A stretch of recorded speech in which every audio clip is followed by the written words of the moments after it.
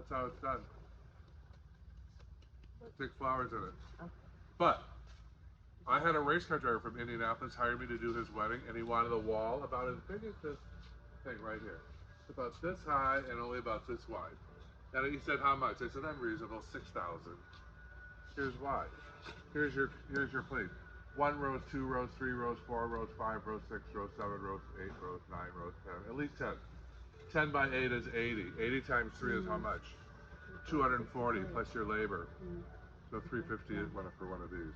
So 350, 700, 1,000, 1,300, 2,600, 36, 4, 5, 6,000.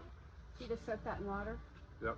And it sticks to the walls or peels off on the back or something? No, that's the whole problem. You better have a carpenter that knows how to build a structure, because if this thing wet with roses falls over, it'll kill somebody. Yeah. I had friends who did the Tony Awards. They had a wall as long as this aisle. And it was all red roses. They used 267,000 roses, which means $1 million plus labor. They charged them 1.2 million for something this long and about that high. This is called a raquette. Whenever you see those cool Soho lofts of flowers mounded down the table, use one of these. It's got a plastic bottom on it.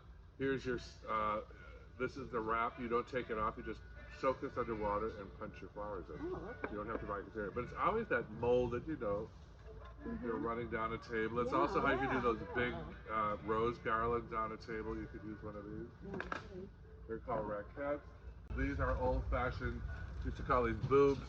Cake boobs. You would put flowers in here and stick them on a cake, but you don't do it anymore. You stick them right in the cake. In a little container? So, no? Just right in the cake. Raw? Okay.